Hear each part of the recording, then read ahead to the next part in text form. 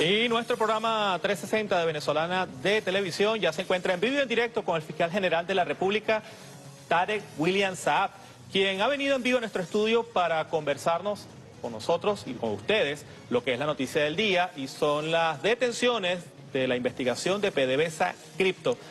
Fiscal, bienvenido a 360. Muchas gracias, Boris, por la oportunidad para compartir con tu audiencia esta importante pregunta, respuesta y, bueno, yo diría también debate, ¿no?, sobre un tema trascendente para la población venezolana, como es la lucha contra la corrupción. Un punto importante. El día de hoy creo que Venezuela tomó absolutamente por sorpresa lo que fue este anuncio de la investigación de PDVSA Cripto, que comenzó quizás con fuerza el año pasado, pero como usted comentaba en la rueda de prensa, luego hubo varios meses de investigación y se ha llegado a este anuncio con la detención de quien fue ministro de Petróleo de nuestro país, Tarek El-Aissami, y también del señor Serpa, que fue también presidente de Fonden, ministro de Finanzas, y tuvo unas posturas unas posiciones de poder bastante elevadas en nuestro país. Isamar López, empresario o pseudoempresario en este caso, que formó parte de toda una estructura delincuencial de desvío, de blanqueo y de manejo ilícito del dinero de Venezuela en un momento en el cual la situación estaba muy apremiante, que era la etapa más fuerte, ¿no?, de lo que fue este bloqueo económico contra nuestro país.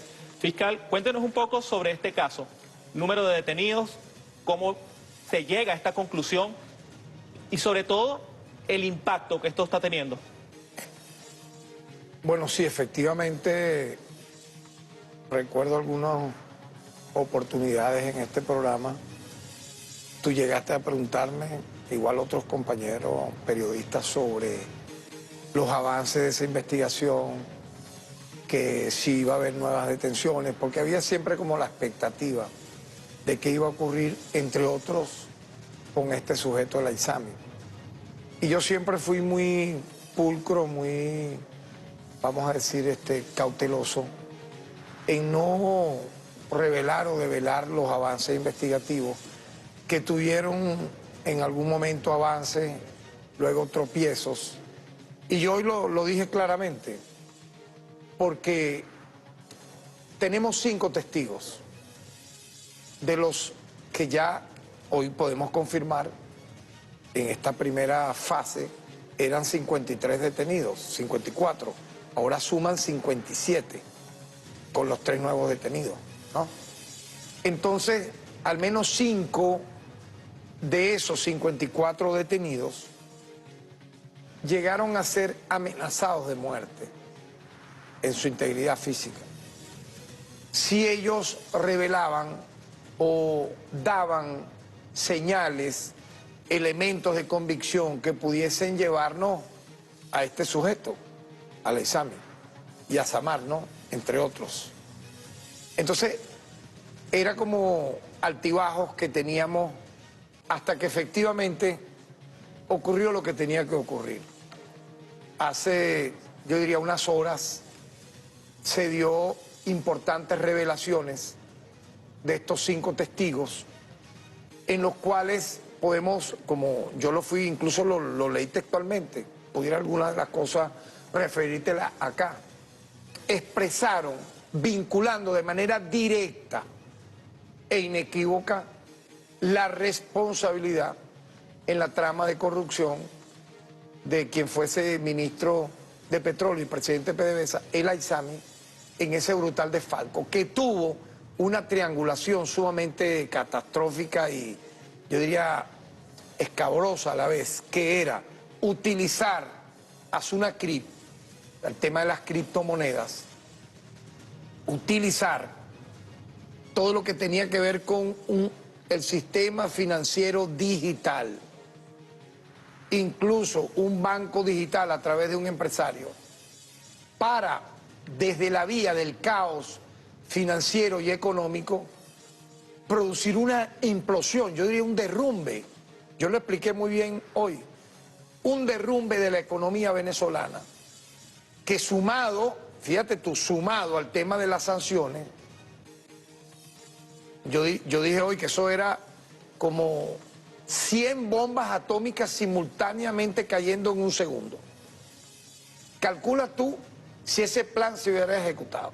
por un lado tenemos 930 sanciones que nos ha impedido comercializar nuestros productos, la venta de petróleo, la exportación, incluso hasta para un repuesto a veces de vehículo, eso se sabe, la compra de una medicina de alimentos.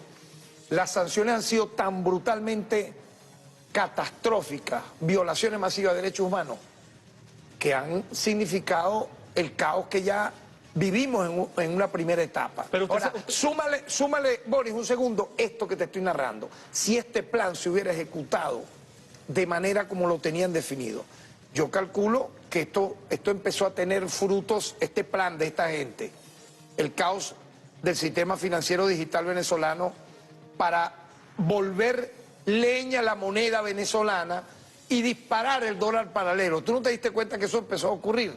Eso empezó a ocurrir. ¿Pero un plan de quién? De la ISAMI. ¿Solamente? De la ISAMI directamente. Pero usted señaló Estados Unidos.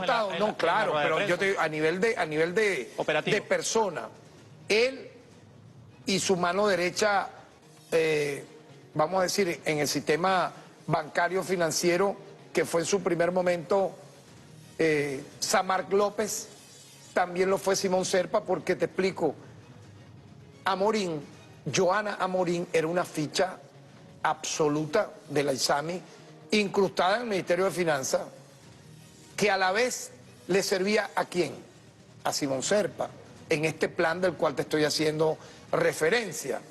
Entonces, cuando tú vas atando todos esos cabos, tú vas notando que era imposible que esto se hiciera sin la anuencia, sin el conocimiento de los Estados Unidos. De hecho, yo lo dije hoy en el programa, en la locución, ¿cómo se explica, Boris, que media hora antes de yo salir en mi alocución, a través de la cadena de medios que se dio al mediodía, media hora antes de yo salir, en Estados Unidos, concretamente en el eje Miami-Washington, sabían de la detención de la ISAMI? Obviamente porque un entorno cercano a él y directo tenía la conexión, y eso yo lo dije. Ahora, el plan brutal era acabar con la economía y generar ¿qué? Una crisis política infinitamente superior a nivel de lo que iba a ser la violencia callejera, de lo que significó el 2014 y el 2017. Eso iba a ser peor. Ahora, eso se detuvo. Ese plan, vamos a hablar claro, se detuvo en una primera fase entre noviembre y diciembre del año 2022, cuando se empezaron a hacer unos cambios internos en PDVSA, Sunacric, etcétera, ¿no? Y su fase decisiva fue cuando se da el primer ciclo de la lucha contra la corrupción de PDVSA Cripto en marzo del año 2023. Es decir, hubo un corte, ¡pam! O sea, ese plan se detuvo ipso facto, pero obviamente la recuperación de la economía fue progresiva por el daño que esta gente causó y que pretendía, imagínate tú, en el año 2024. ¿Cómo hubiera amanecido el año 2024 en enero si esto hubiese continuado su curso? Hay un dicho judicial que dice que a confesión de parte, relevo de prueba. Y yo quisiera pedirle a mi equipo de producción que ponga el siguiente tweet o ex al aire, porque va en sintonía con lo que usted estaba comentando, fiscal, el tema de Estados Unidos. Y esto lo coloca Maybor Petit. Dice: Tarek El Aissami y Samarc López Bello, arrestados en Venezuela, coincidencialmente el mismo día de la sentencia de Cleber Alcalá, ambos tienen cuentas con la justicia de Estados Unidos y los dos habían establecido comunicación con agentes de la justicia norteamericana. ¿Qué piensa usted de esta publicación? Bueno, ahí ¿Puede está. tomarse como una confesión? Bueno, pero es que fíjate, ya lo están diciendo. Sus propias fuentes que le trabajan de manera directa a todos esos organismos de inteligencia estadounidense, porque sabemos que muchos de estos presuntos, entre comillas, comunicadores, youtubers, etcétera, son nómina de la CIA y tienen un sueldo fijo para ello. Entonces, es realmente para mí surrealista que entre ellos mismos se estén echando dedos, como dicen, ¿no? Porque ya están diciendo, ya estaban en contacto, ya tenían esa coordinación con los Estados Unidos. ¿Por qué tú? Pregúntate lo siguiente. ¿Cómo se explica que Samar López estaba siendo procesado, entre comillas, enjuiciado en los Estados Unidos de América y le salvaron los casos al final? ¿Le devolvieron los bienes? Eso yo lo dije hoy en la rueda de prensa. ¿Por qué crees tú eso? Y te pregunto, ¿quién era Samar López? ¿Quién es? La mano derecha a nivel de lo que era ser el operativo, la persona operadora a nivel financiero de todo el plan de acabar con la economía, de implosionar la moneda venezolana, de disparar el dólar, lo que llaman el dólar paralelo, a la enésima potencia. Y para mí lo más terrible era buscar por esa vía un embrión de guerra civil en nuestro país. ¿Para qué? ¿Qué crees tú para qué? Una conspiración que se convertía de financiera, digital, para implosionar el sistema económico y así acabar ¿con qué? Con la democracia venezolana, con el sistema político venezolano, con el Estado de Justicia y Derecho venezolano y servirle ya en bandeja de plata al enemigo de todas las horas, el poder nacional. ¿Qué es, Boris? Petróleo, agua, coltán, fachadas a todas las más importantes, geopolíticamente hablando, del Mar Caribe. O sea, Venezuela está en un lugar privilegiado del planeta, con las reservas de petróleo más grandes del mundo, de agua, de gas. Entonces, si tú implosionas a dos bandas, lo político y lo económico... Nos acaba de llegar esta toma, por favor, comenten a la fiscal. Esta toma no se había mostrado de el Aizami, sí. La tenemos en el televisor allá, por favor. Sí, podemos ver el video de los momentos de la detención. Yo lo publiqué en mi red X, antes Twitter, y lo puedes tú colocar en tu programa también. Ya nos llegó la foto, por lo menos. Ya no, pero está también el video del momento de la detención. Pero mientras nos llega el video, fiscal, rápidamente, con la detención de Tarek El Aizami y el señor Serpa y también este empresario, ahí podemos ver las imágenes. ¿Finaliza el caso de PDVSA Cripto o van a haber más detenciones? Mira, cuando se me preguntaba en la primera fase si ya estaba cerrado el caso, yo decía no. ¿Y ahorita? No. ¿Van a haber más detenciones? Sigue en curso las investigaciones y pudieran haber más detenciones. Ya tenemos el video, fiscal. Por favor, coméntenos. Bueno, yo creo que lo más importante dentro de lo que implica para ti, para mí, para todos los venezolanos, los avances de esta investigación, es que se está haciendo justicia. Duélale a quien le duela. Aquí no estamos hablando, como ocurrió en la Cuarta República, el chino Errecadi. Dime tú en 40 años de la Cuarta República qué lucha contra la corrupción hubo. El chino Errecadi. Aquí estamos hablando solo en la trama de PDVSA Cripto, solo de 54 detenidos. Pero si nos vamos a las tramas anteriores, que nosotros hemos avanzado en ellas, para sumar más de 30 a partir de agosto del 2017 a la fecha, la suma de detenidos supera los 200. Solo en el tema de la corrupción petrolera. En lo personal, ¿usted no se siente reivindicado con lo que ocurrió el día de hoy? Porque con el caso de PDVSA Cripto ocurrió mucho o muy parecido a lo que ocurrió con el caso de Carlos Lanz, que hubo una presión mediática muy fuerte en la que decía que el propio gobierno había matado a Carlos Lanz, que era parte de una persecución, que era un ajuste de cuentas dentro del gobierno. Y con el caso de la Aizami también pasó lo mismo. En las redes sociales usted se le atacaba mucho. ¿Usted no se siente reivindicado con lo que pasó hoy? Sí, claro. Agradezco que me permita desarrollar esa línea de, vamos a decir así, de teoría y de práctica, ¿no? De teoría y de acción. Yo agregaría al caso Cancerbero. A mí siempre se me solicitaba a sus seguidores que qué pasó con el caso Cancerbero, que qué ocurrió con Cancerbero. Tú abriste el caso Cancerbero así directamente cuando era defensor del pueblo, ¿y ahora qué? Yo siempre decía, el tiempo de la justicia es perfecto. ¿Por qué? Porque lo más importante es que la justicia llegue. Y cuando llegue, la gente esté convencida, como en efecto ha ocurrido en estos tres casos, de que se ha hecho lo correcto y de manera implacable, objetiva, independiente e imparcial. Tú sumaste el caso Carlos Lang, yo te sumé el caso Cancerbero. Te lo explico rápidamente. En el caso Carlos Lang, 2 años, estuvo su propia asesina, Maggie Kumare, y el entorno cercano y que presuntamente amigos de Carlos Lang eran sus asesinos, Glenn Castellano, Tito, el ex sindicalista, entre otros, fueron a través de un llamado comité por la libertad de Carlos Lang, comité para que aparezca vivo Carlos Lang. Fíjate tú, su jefe era Maggie Kumare y ahí se pegó un gentío que le hizo coro a Maggie Kumare, la asesina. Fueron escalando. Primero se lo llevó el Mossad israelí, después dieron no, se lo llevó la CIA, después dieron no, está en Colombia, fíjate tú, y eso lo tuiteaban.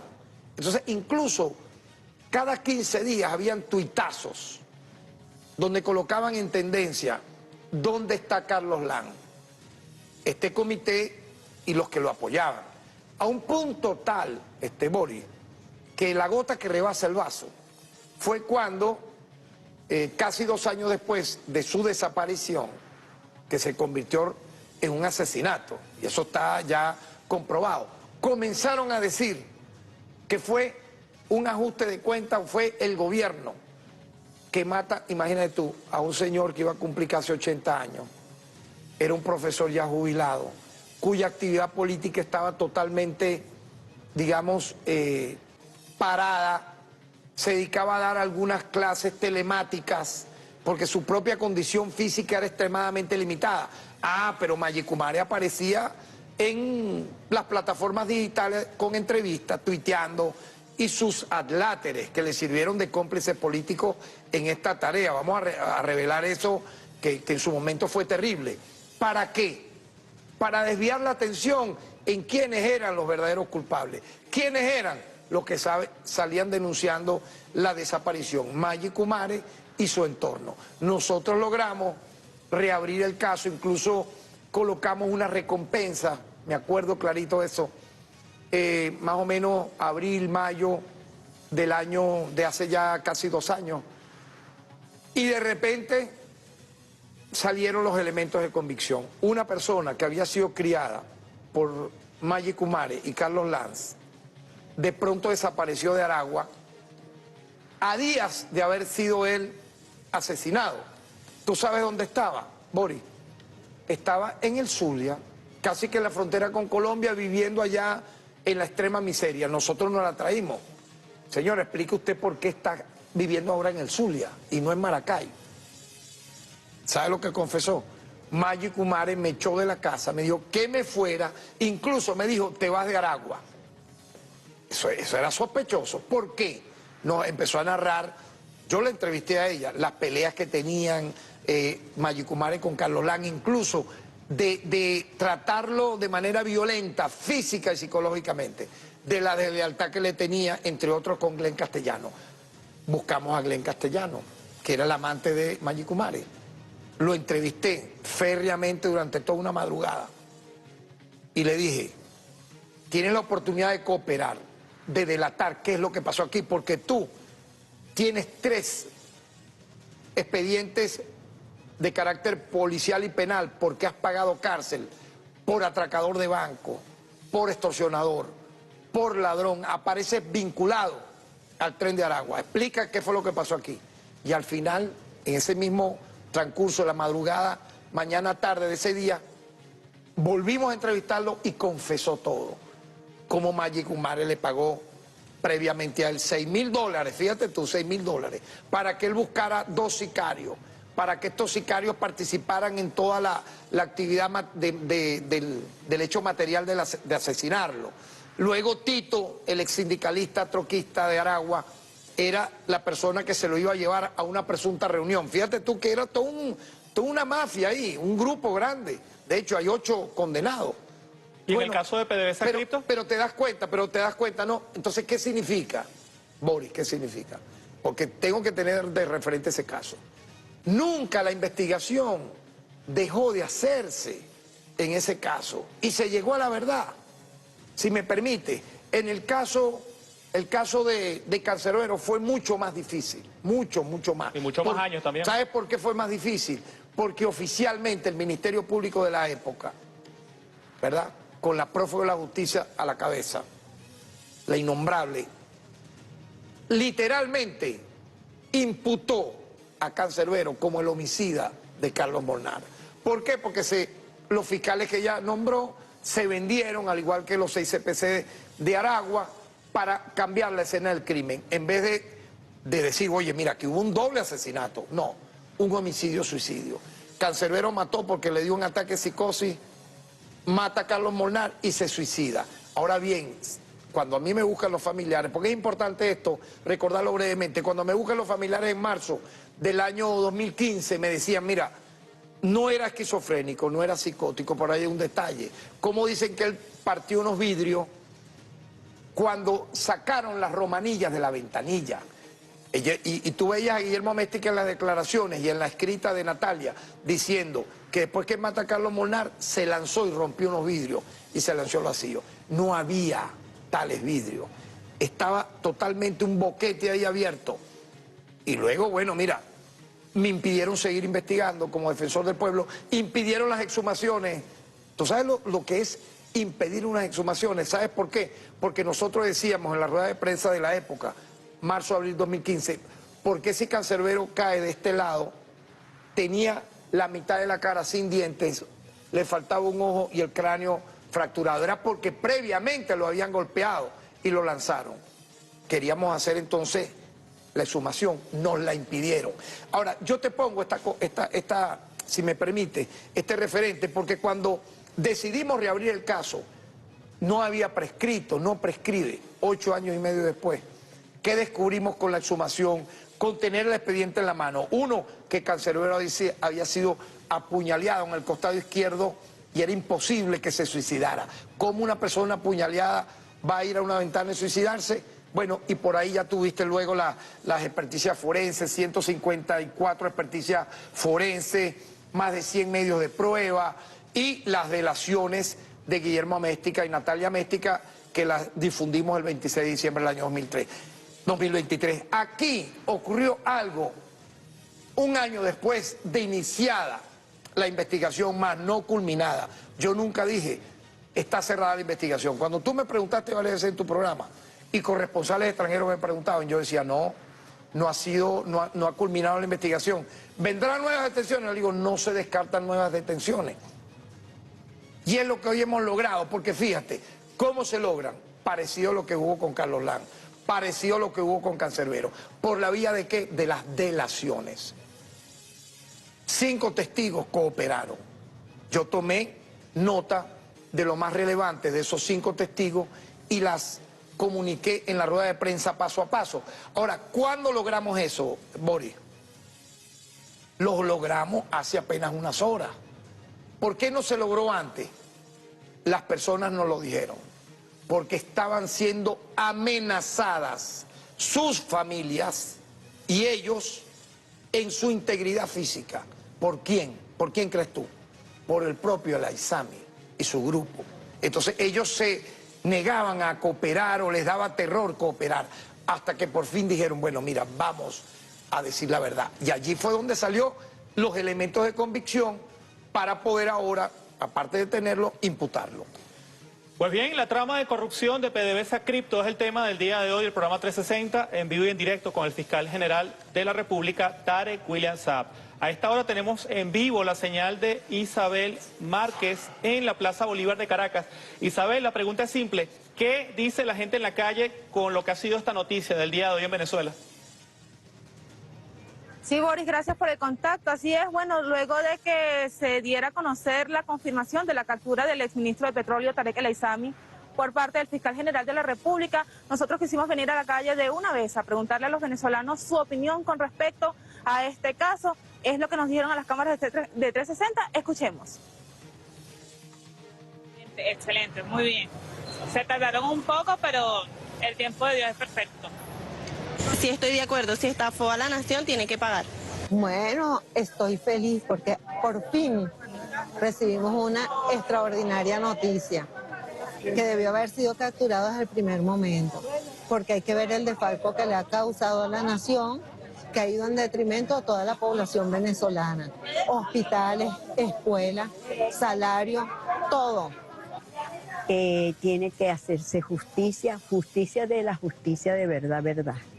No a favor de uno, a favor del otro, o lo que me importe, sino que se haga justicia porque es al pueblo al que se le está creando los problemas, son los que están pagando todas las consecuencias, mientras otros disfrutan del beneficio o de cosas, pero hay que darle, pues si es así, es cierta la información, que se le castigue como debe ser.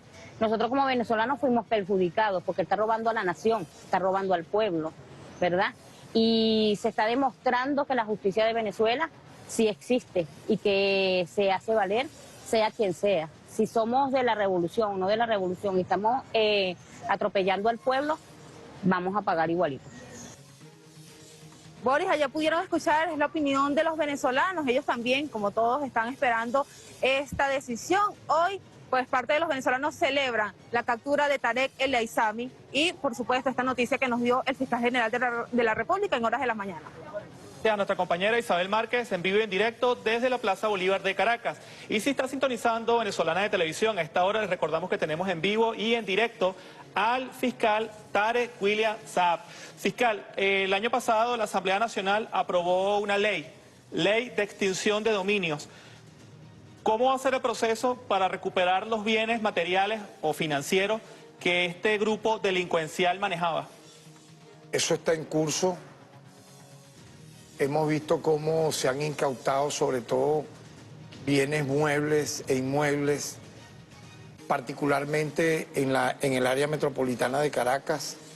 Ha habido un avance cada día más, yo diría, progresivo y secuencial, y no me cabe la menor duda que a partir de estas detenciones vamos a tener nuevos elementos, nuevos hallazgos, puesto que lo importante del proceso penal es ese, que mientras tú avanzas en una investigación, tú vas recabando más elementos de convicción hasta llegar a lo que pudiéramos decir el cierre definitivo del caso. El cierre definitivo de este caso todavía no podemos anunciarlo.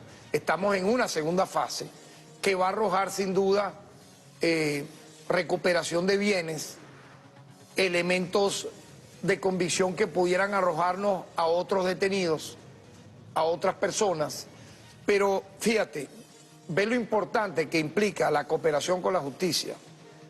Para los que no creen, los incrédulos de todas las horas, decía yo, los que me etiquetaban y me decían, eso era diariamente, en son de burla, porque pareciera que incluso esos bots los había comprado el Aissami.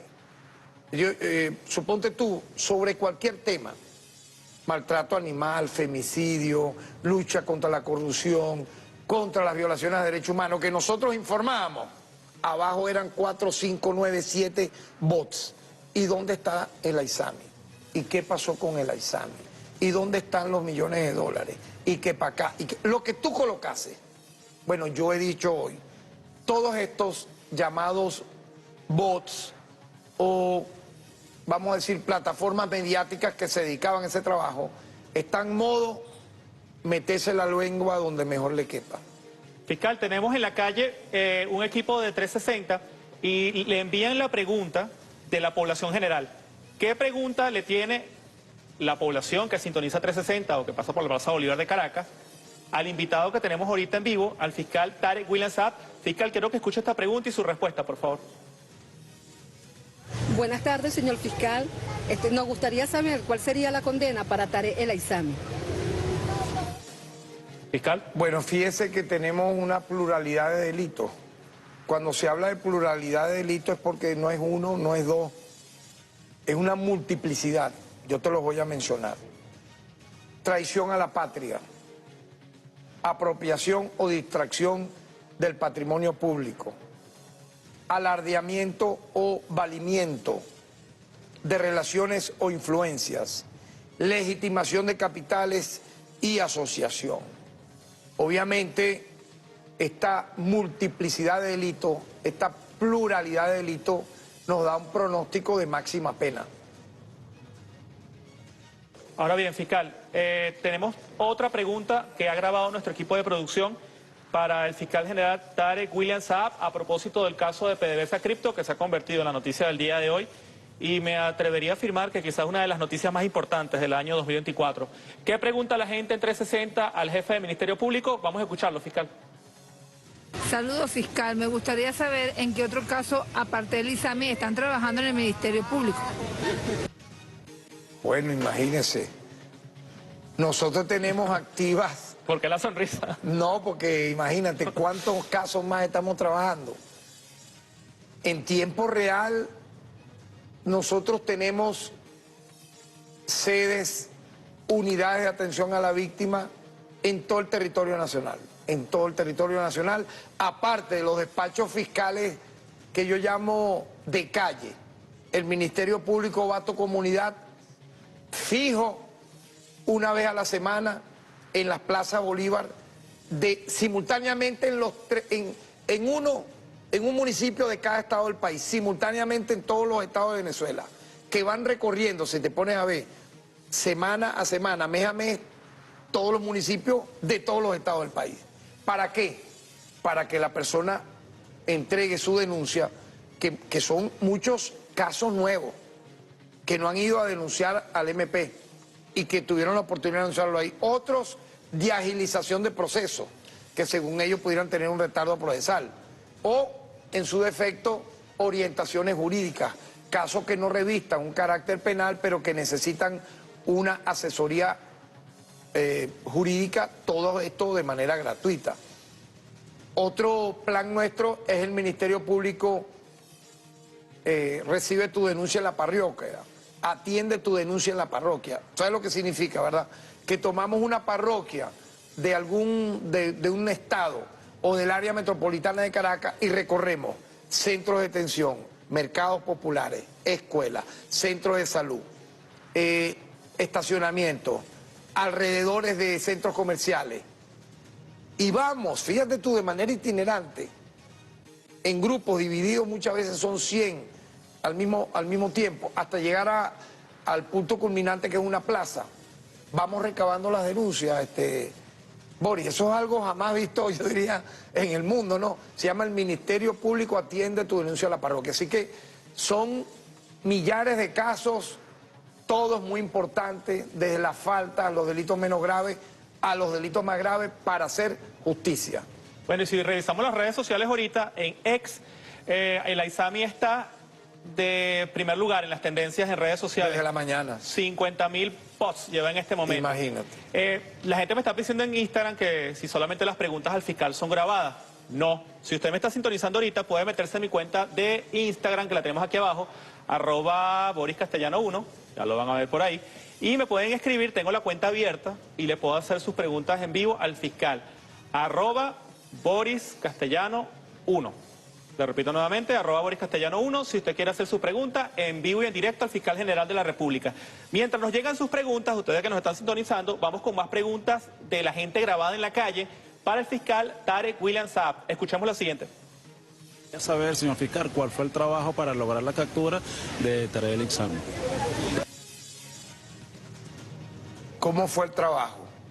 El trabajo lo he ido desarrollando en el transcurso del programa y te lo voy a resumir de manera muy concreta. No dejar de investigar, no dejar el caso dormir, entrevistar periódicamente y progresivamente a cada uno de los 54 detenidos. Fíjate lo que significa ¿Varias eso. veces la misma persona? Sí, a las 54. Progresivamente, hasta lograr lo que logramos. La cooperación, la delación de al menos 5 de esos 54 detenidos que nos revelaron lo que yo expliqué hoy. Si me permite, yo pudiera darte un modo operandi de lo que nos dio uno de los testigos, si me permite, muy breve. Uno de los testigos protegidos explica que se hizo empresario de confianza del Aissami en virtud de su amistad con el ciudadano Jesús Méndez, procesado, quien además lo relacionó con Hugo Belroa, diputado, y Pedro Maldonado, presidente de la CBG. Este testigo explicó que tanto Mentes como Roa y Maldonado le exigían el pago de comisiones en efectivo para garantizar el acceso a los negocios con las empresas de PDVSA y CBG. Imagínate, el uso de empresarios para delinquir. Estos pagos se destinaban a trabajo en casas de la ISAMI, a las campañas de Roa para diputado o para aspirar a una gobernación, y en el caso de Maldonado, para pago de una supuesta nómina especial, que llegaron solo a la nómina especial a ser casi de $3 millones.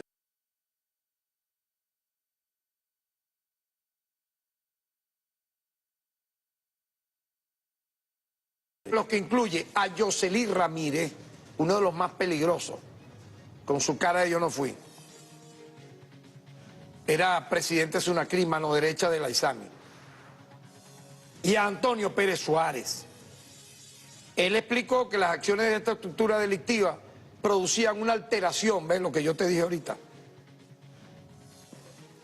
en la economía del país, ya que recibían los dividendos de la venta de crudo y transaban esas sumas de dinero en diferentes divisas extranjeras, que convertían a criptoactivos para movilizar ese dinero digital en plataformas como Kraken Crypto Exchange, lo que lo hacía indetectable para los organismos supervisores. Con esta estructura evadieron todas las normativas financieras del Banco Central de Venezuela, trayendo consigo la inestabilidad de la moneda nacional, alimentando el incremento del mercado negro de divisas y causando graves daños al Estado venezolano. Bueno, terrible.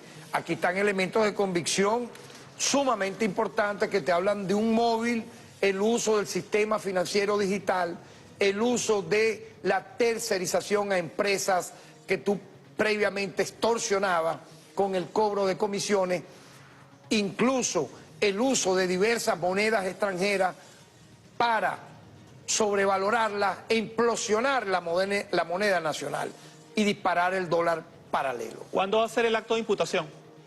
En las próximas horas, yo lo estaré informando. Nos escribe a esta hora Solano Bene Cacao, nos escribe lo siguiente, gracias por sintonizarnos. Buenas noches, señor fiscal.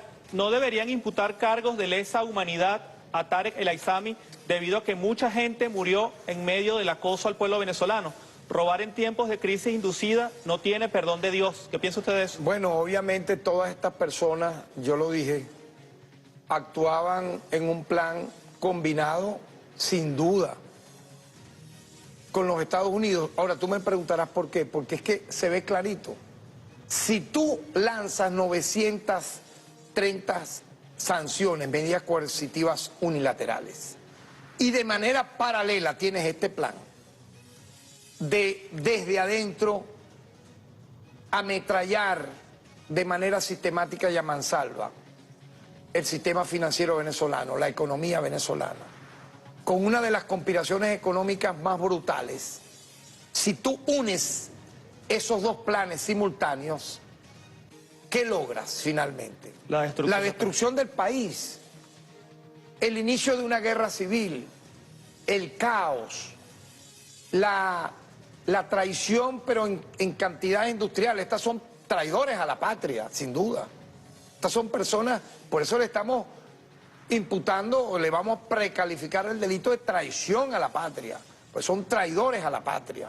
En un momento como ese, hacer esto, ahora, fue detectado el plan, fue detectado y comenzaron a hacerse, vamos a decir así, acciones quirúrgicas sumamente importantes en, yo te voy a poner fecha, noviembre, diciembre del año 2022.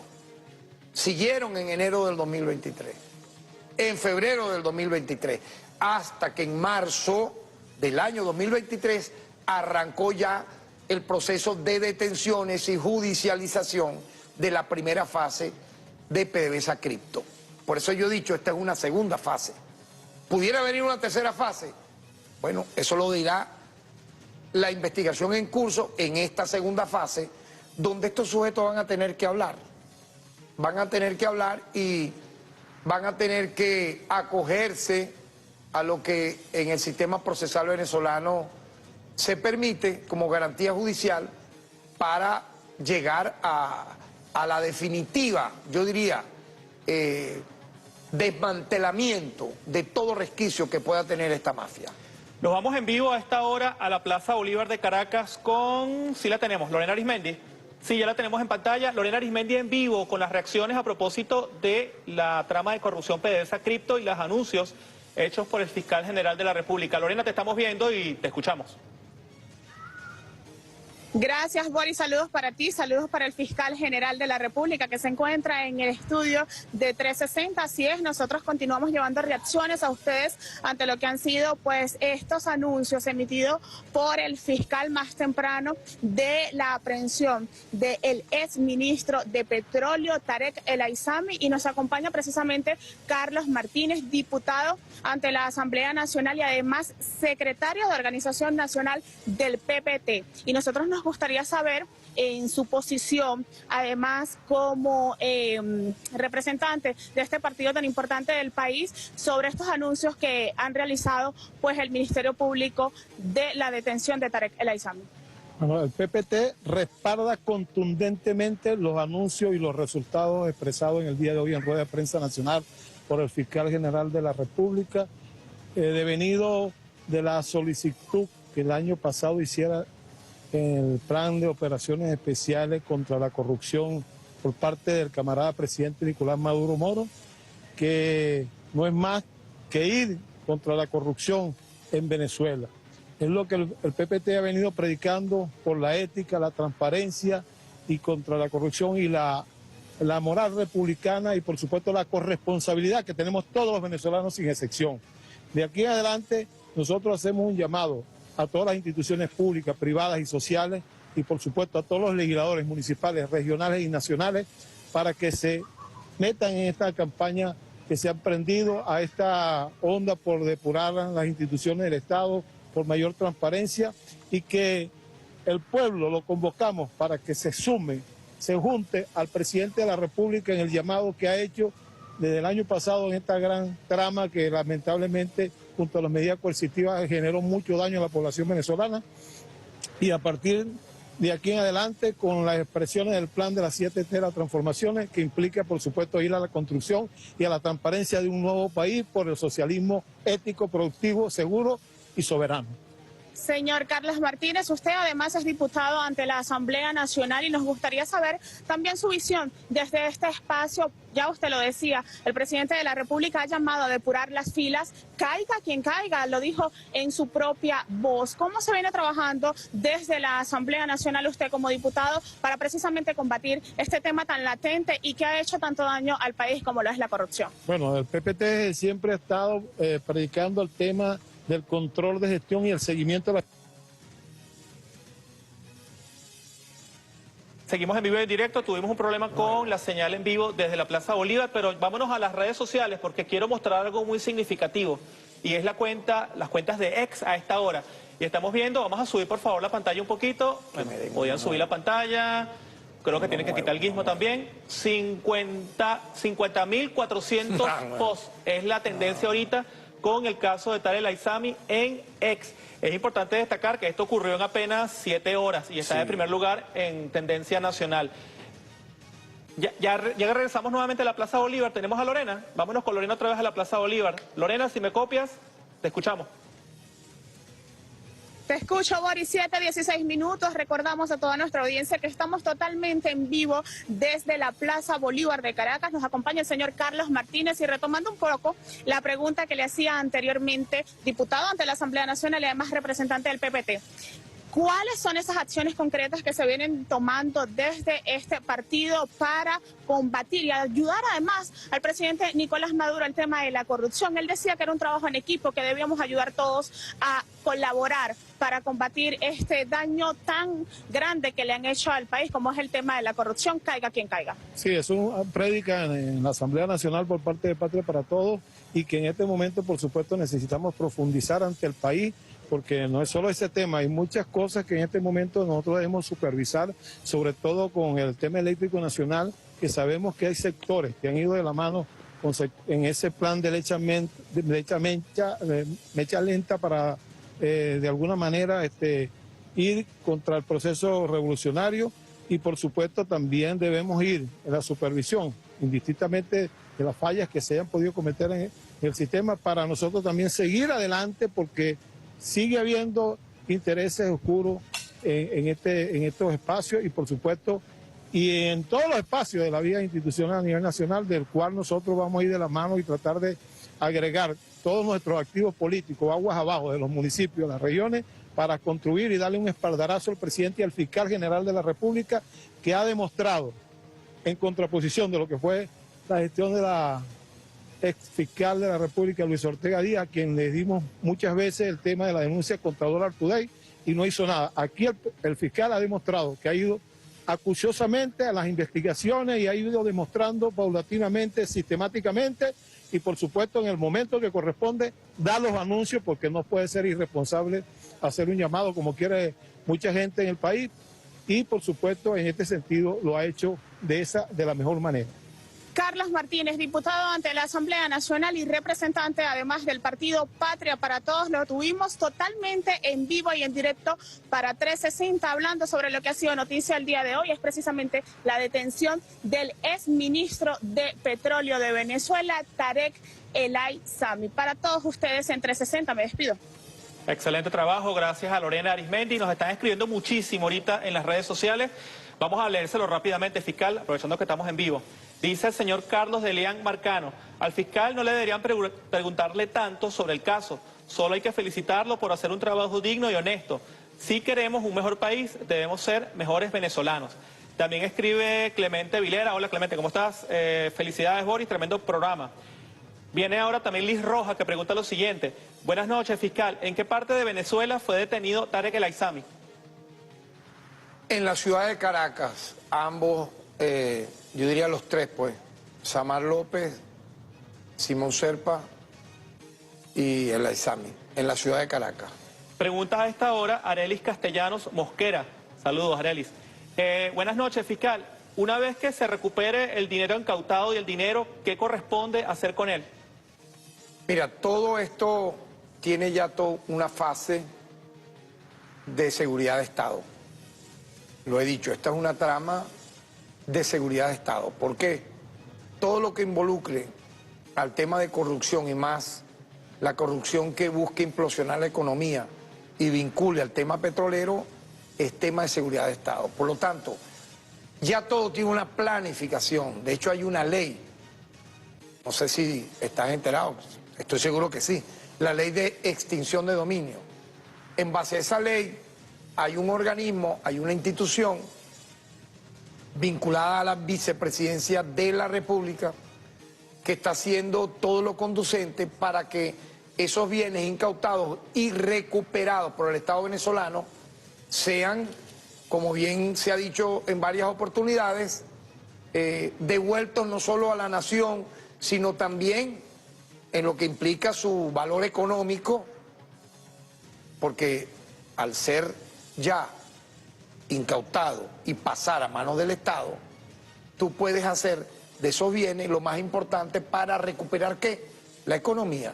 Y entonces eso es muy, pero muy, yo diría, valedero, porque no solamente la justicia como la estamos viendo ahora con la detención de estos sujetos, sino ir ubicando esos bienes, ir ubicando esas cuentas para que efectivamente haya un alcance más allá de lo que hoy estamos viendo, que sinceramente veo, por lo que tú vas narrando allí en tus redes y por lo que empecé a observar al mediodía, ha tenido el apoyo unánime del pueblo de Venezuela, de la nación venezolana. Por eso yo digo, y yo repregunto y pregunto, ¿qué van a hacer con ese poco de millones de dólares que gastaron en esa campaña de que dónde está el Aissami y qué pasó con el Aissami? No, que el Aissami se fue para el Medio Oriente. No, que vive en una isla, decían. No, que está en Dubái, en una mansión de 7 pisos. Todo eso lo decían. Que ni siquiera habían detenidos acá, que ninguno estaba preso. Pues bien, señores, en la primera y segunda fase, 54 detenidos en la primera fase. Por ahora, 3 detenidos en la segunda fase. Entre ellos, quien en su momento fuera ministro de Petróleo, el presidente de PDVSA, El Aissami, y Simón Serpa, que actuaba en comandita con él a través de su viceministra de Finanzas, en el caso de Simón Serpa. Fíjate, 2 exministros detenidos y el empresario de Maletín que le hacía coro a ambos para la legitimación de capitales. Yo dije algo interesante, lo volví a repetir hoy. No solo es una corrupción de carácter financiera, que ya de por sí son mentes podridas de alma, de todo, sino también, fíjate tú, paralelo a ello tenían una red de prostitución. El uso de jóvenes, el uso de muchachas, casi todas del interior del país, que captaban, según su aspecto físico y su cualidad para hacer prepagos. El Aizami tenía, paralelo a su red de mafia, de corrupción, una red de prostitución, sin duda. Su principal lavadora y legitimadora, ¿dónde crees tú, antes de nosotros dar la rueda de prensa en marzo y anunciar los detenidos con nombre, etcétera, se escapó? ¿Y dónde está? En Estados Unidos de América. Elizabeth Yepes, conocidos en los bajos fondos de la prostitución como Eli James. Tiene orden de aprehensión. Señorita, venga y póngase la orden de la justicia y explique cómo, por ejemplo, el Aizami le regalaba casas a usted de 1 millón, de 2 millones de dólares, camionetas, supuestamente hasta tiene una empresa naviera. Entonces, fíjate, hay también otras detenidas que han hablado, mujeres de esta red, ¿no? Entonces, es lo más nauseabundo, y yo lo dije en su momento y lo volví a repetir hoy. Ellos tienen como una obsesión en copiar las maneras y la forma de los carteles del narcotráfico al estilo de las narcoseries.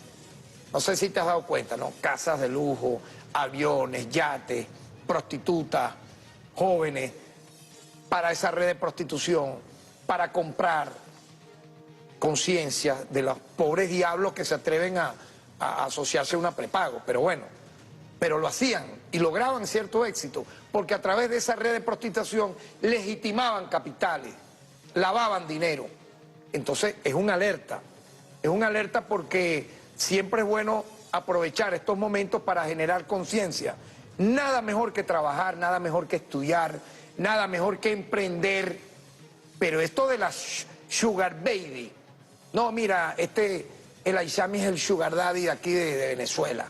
Entonces se pegaban 50, 100, tenían sus managers, sus coach, para captar este tipo de personas, de mujeres, lamentablemente, y hacer también este otro delito. ¿Ves? Porque es un delito terrible al tú utilizar, ¿verdad?, jovencitas para delinquir con la fachada, te repito, de que eran, entre comillas, empoderadas y empresarias. No, eran legitimadoras de capitales, lavadoras de dinero, que usaban ellos incluso, mira esto delicado, para infiltrárselos, Boris, para infiltrárselos a personas. Y a partir de allí, imagínate tú, venía la extorsión, el chantaje y para ustedes contar. Así que lo que hemos desmantelado es algo incalculable en su valor, en su justicia totalmente terrenal, porque véanse en el espejo, señores, de estos 57 detenidos, de estos burdos delincuentes de PDVSA Cripto CBG. Véanse en ese espejo. No hay crimen perfecto. Las investigaciones en esta gestión del Ministerio Público no cesan. Lo que pasa es que a mí me decían, mira, pero ¿y cuándo? ¿Qué pasó aquí? Yo le digo, yo no me voy a autoestudiar sobre este tema. Porque oye, pero ¿qué pasó con fulano? ¿Y fulano para cuándo? Bueno, todo tiene su momento, el momento llegó. ¿Tú sabes lo que es en un año lograr esto? Cuando hay casos en Perú, en Ecuador, en Colombia, en Estados Unidos, en Europa, que duermen el sueño de los justos durante 100 años. Por ejemplo, ¿quién mató a Kennedy? ¿Quién mató a Kennedy? ¿Tú crees que fue este loquito? ¿Quién mató a John Lennon? ¿Tú crees que fue este loquito que pusieron? No, no. Allá hay todo un andamiaje ¿Quién mató a Tupac Shakur? Para hablarte de 3 casos de asesinato. Uno tiene casi 60 años, otro 30, otro 30 y pico también. Agarran a un loco, a un latero ahí y dicen, no, este fue el que mató. No, señores, son casos que nunca, por lo menos yo creo que en un siglo, vamos a saber quiénes fueron. Ah, no, en Venezuela no, nos vamos a esperar 100 años. Aquí hemos logrado cosas relevantes, importantes, en casos que querían convertirlos en cangrejos. Fiscal, ¿qué le pregunta a la gente en la calle? Tenemos el video, vamos a ponerlo. Buenas tardes. Fiscal, yo estudio ciencias políticas y me gustaría saber el por qué pasó tanto tiempo en la detención de Tarek El Aissami. Creo que ya se lo respondió, ¿no? Sí, yo lo expliqué. No se perdió tanto tiempo. De hecho, lo acabo de decir. Sí, exacto. A Kennedy lo matan a principios de los años 60. ¿Quién lo mató? Hay toda una mafia del establishment estadounidense. Hay todo un andamiaje de lo que fue la Guerra Fría, de lo que fue acabar con lo que iba a ser un momento de distensión, de lo que en ese momento era la bipolaridad para convertirla en unipolaridad. Y Kennedy era una piedra en el zapato. No se sabe quién mató a Kennedy. Ya han pasado ¿cuántos años, Boris? 60 años. Está escribiendo... Vuelvo y te repito, y los otros casos que mencioné, por lo tanto, he respondido, señorita, si usted ve el programa a través de YouTube, podrá ver... Están diciendo eso casualmente, que deberían poner este programa y que deberían colocarlo en YouTube y ponerlo en cadena nacional. Lo está escribiendo María Elena Flores. Eso lo deciden los gerentes del canal. Pero bueno, hay muchísimas preguntas. También nos está preguntando lo siguiente. ¿Qué medidas de protección se están tomando para aquellos testigos que están aportando las pruebas contra Tarek El Aissami, ya que ellos señalaron que sus vidas y de sus familias corrían riesgo? Todas las medidas son ya testigos protegidos. Se han convertido... ¿Qué significa eso para la gente que no sabe? Bueno, que el Estado venezolano le está brindando protección a sus familiares y entendemos que esto es una lucha que compromete el avance investigativo en tiempo real y por ello este severo y duro golpe, sin lugar a dudas, nos va a abrir compuertas para que la línea de investigación que se inició en marzo del año 2023 continúe.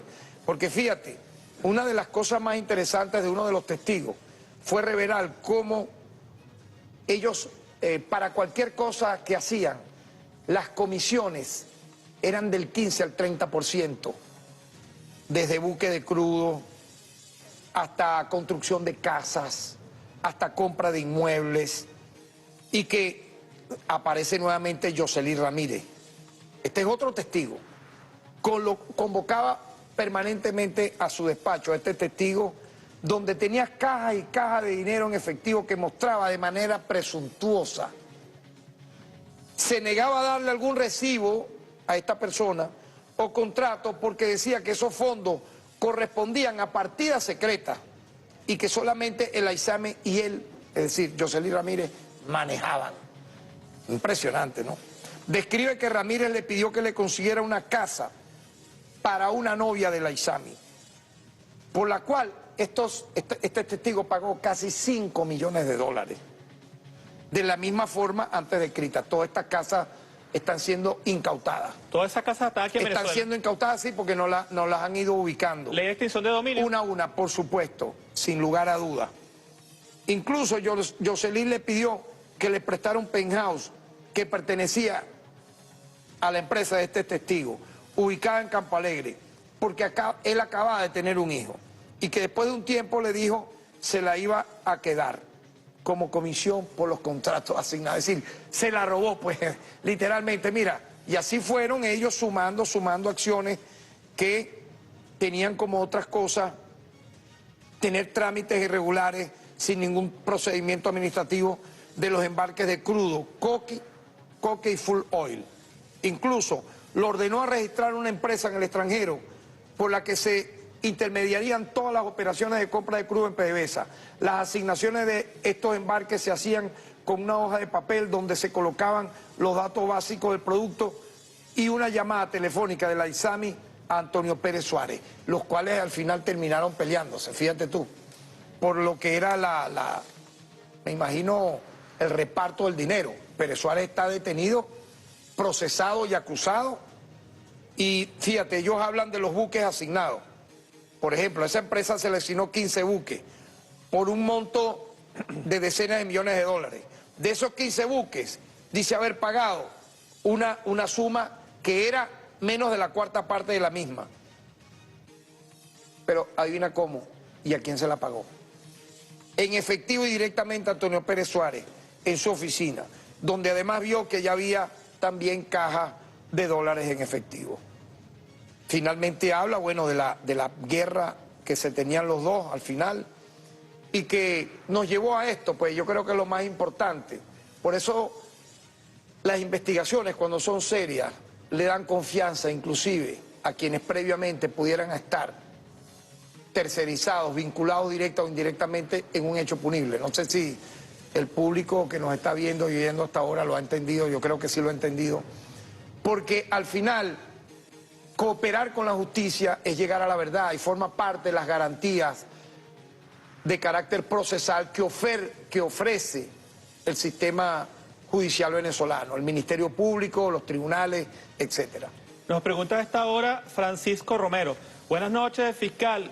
Gracias por su excelente trabajo. Quería preguntarle lo siguiente. ¿No sería posible estudiar la posibilidad de que la Asamblea Nacional sancione una nueva ley que contemple la cadena perpetua? Sin duda, todo es posible. Hay avances importantes en las reformas procesales penales en el país que de seguro poco a poco irán teniendo resultados inequívocos para ello, ¿no? Pero fíjate tú lo que también revelaba otro testigo. Se valían de empresas de maletín y pagos en criptomonedas en el extranjero para manejar ese dinero a su antojo, sin permitir al Banco Central de Venezuela tener acceso a él. ¿Qué te parece? O sea, el Banco Central de Venezuela era como que tenían una pistola en la cabeza, ¿no? Los tenían amenazados. De esta manera controlaban el acceso a divisas en el mercado nacional, lo que les permitía especular con el mercado cambiario, lo que te expliqué inicialmente, implosionar la moneda venezolana, disparar el dólar paralelo y quebrar la economía nacional. Este testigo afirma, nuevamente ve, que Yoselí Ramírez refería que le sabía, usaba una expresión escatológica, que el bolívar se estuviese devaluando. Imagínate tú, chico, la mano derecha de la ISAMI, Yoselí Ramírez. O sea, le sabía a M, termina en A, le sabía que el bolívar se estuviera devaluando, que miraba con desdén los esfuerzos del Ejecutivo para rescatar la economía y muchas veces mostraba emoción por la inflación generada, por la escasez de divisas que ellos mismos creaban. No, por eso la imputación de traición a la patria es totalmente valedera y nos da un pronóstico, por lo menos a estos sujetos, de 30 años de cárcel, sin duda. Además, este testigo explicaba lo que te comenté, que entre Pérez Suárez y el ISAMI terminó generándose una rivalidad para ver quién controlaba los dineros producidos por la venta de crudo. Para ellos controlaban a los intermediarios, los compradores finales, y en cada etapa cobraban comisiones, además de vender los productos en precio por debajo del 50% de su valor. Pregunta Ricardo Marcano. Fiscal, buenas noches. ¿Podría Tarek El Aissami recibir la pena máxima sin beneficio? Sin lugar a dudas, claro. Podía suceder. ¿Cuánto es la pena máxima ahorita? 30 años de cárcel. Si él se acoge a la garantía procesal de la delación, pudiera tener una rebaja de la pena, pero ya vimos lo que ha ocurrido con casos brutales como el de Cancerbero. Hubo una rebaja de la pena, pero de 30 a 25 años. Es decir, tampoco estamos... Eso es, repito, si hay efectivamente una cooperación. ¿Creen que la haya? Y nos lleva, bueno, mira, estamos en una fase todavía, repito, de investigación que nos tiene que llevar a un llegadero. Apenas estas personas fueron detenidas y capturadas hoy, si me permites. Fueron capturadas a unos minutos antes de salir yo en la locución. Pregunta, a unos minutos antes. Pregunta a la princesa. Hola, princesa, ¿cómo estás? Mis saludos y respetos, gracias por sintonizarnos. Buenas noches, fiscal. Quisiera saber cuál es la pena por traición a la patria y por qué no se ha reformado el Código Penal. No, ya dije, 30 años, la pluralidad de los delitos que expliqué pudieran tener ese pronóstico. Fiscal, y esta pregunta sí se la hago yo, porque todo este tema de Tarek El Aissami comienza por lo que fue el bloqueo. Se tuvieron que crear mecanismos financieros singulares y atípicos para que Venezuela pudiera vender su petróleo, porque Venezuela ha estado bloqueada y sigue bloqueada con más de 930 medidas coercitivas unilaterales. Se crean estos mecanismos extraordinarios y lejos de ser un proceso que permitiera apuntalar o mantener la economía venezolana a flote, fue utilizada por estos individuos para desviar el dinero y hacerse rico ellos. ¿No considera usted que a la luz de lo que pasó con el caso de PDVSA Cripto hay que adecuar las leyes, los procedimientos y las normas de los mecanismos de Contraloría de nuestro país? Es que eso comenzó a ocurrir, te expliqué, vuelvo al momento en que te lo describí, entre noviembre y diciembre del año 2022. Esos correctivos comenzaron a hacerse de forma progresiva. Ve que en enero del año 2023 se nombró a un nuevo presidente de PDVSA.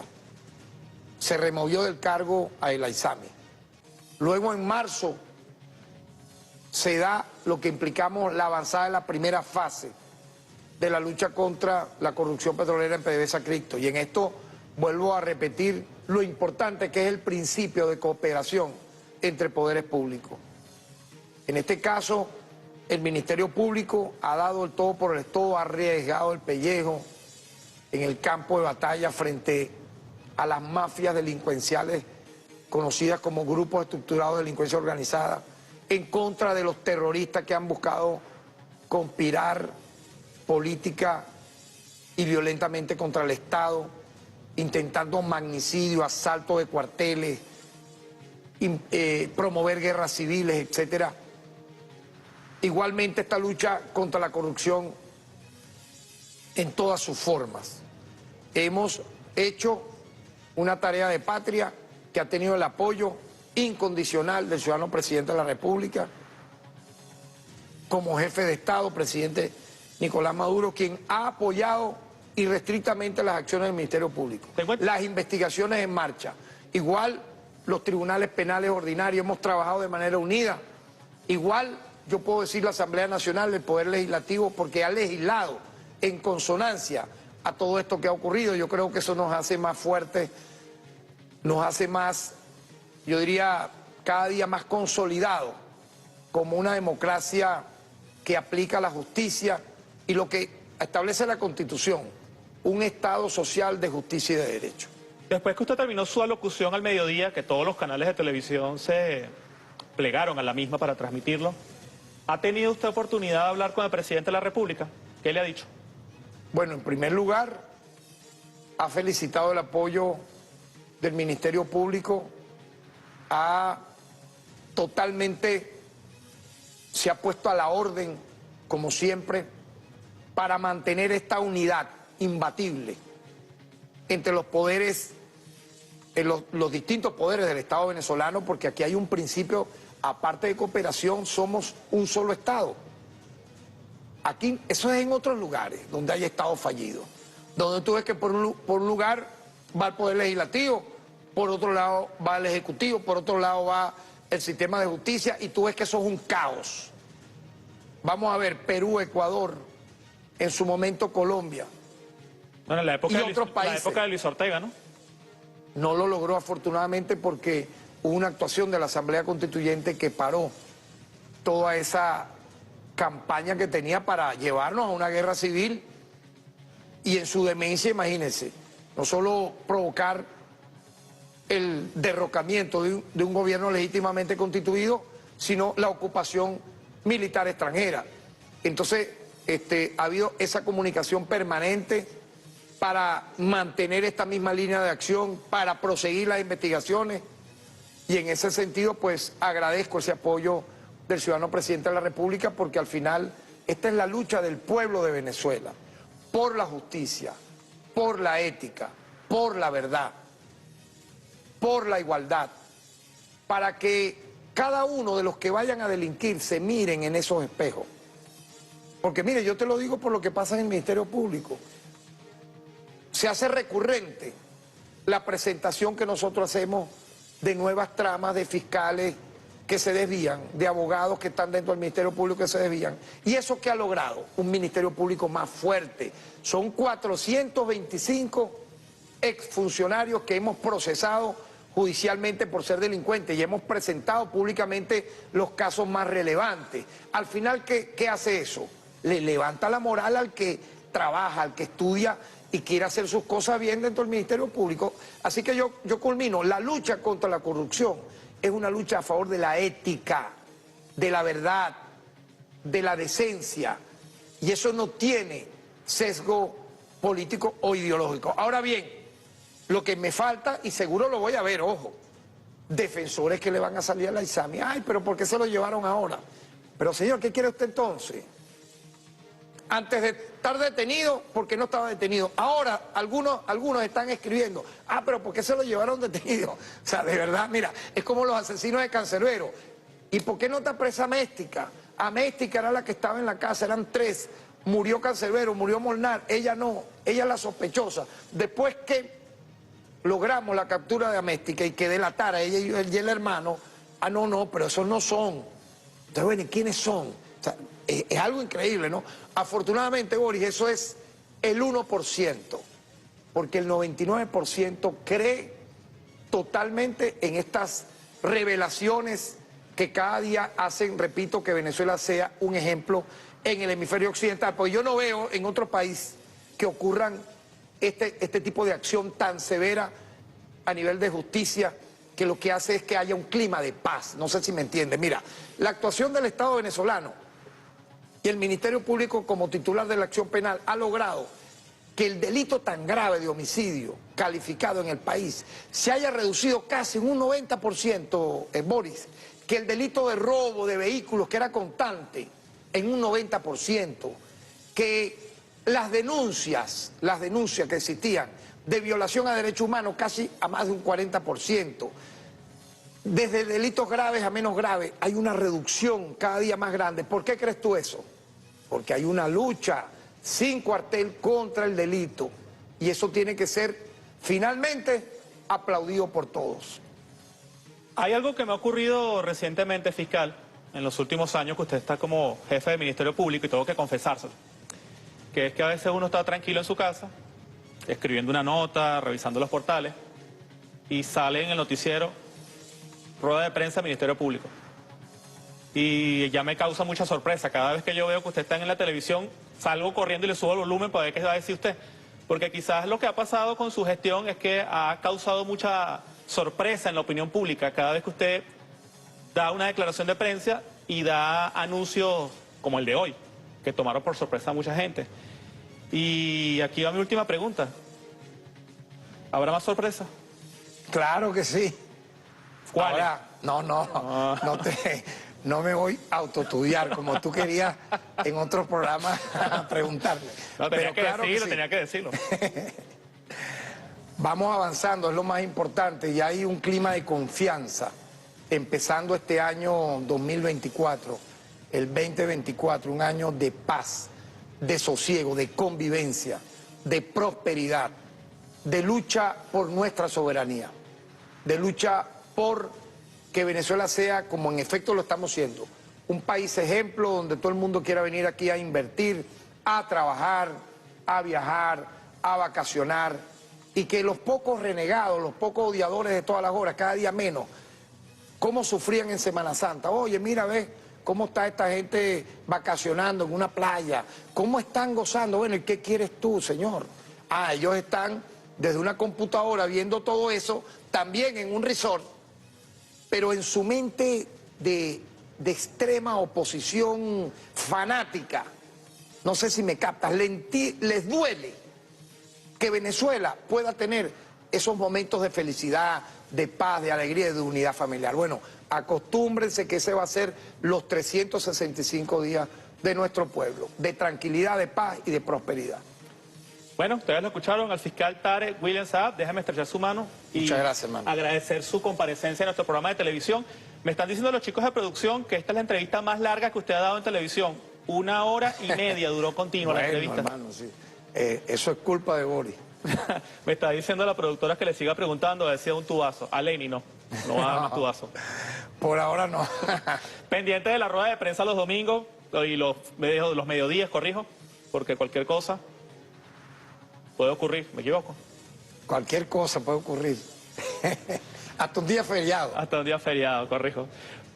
Mira, vamos de inmediato con una información que desafortunadamente no es tan positiva y que ha hecho sentir luto en la población venezolana, y es que desafortunadamente el padre del comandante Hugo Chávez ha pasado de plano. Hugo de los Reyes Chávez. Fiscal, ¿qué pasó? Sí, quería referirte que aprovecho este programa que lo ve toda Venezuela para darle mis sentidas condolencias, mi sentido pésame a toda la familia Chávez, particularmente a los hijos de Hugo, a Adán, a Delis, a Aníbal, a todos, a sus nietas, nietos, por ser un hombre ejemplar. Lo traté bastante, su sencillez, su humildad, su don de gente. Mira, yo te puedo dar anécdotas, no lo había dicho antes, pero Hugo de los Reyes Chávez me llamaba a mi teléfono para pasarme casos, para que yo abogara por algún campesino de Barinas, por alguna persona que había sido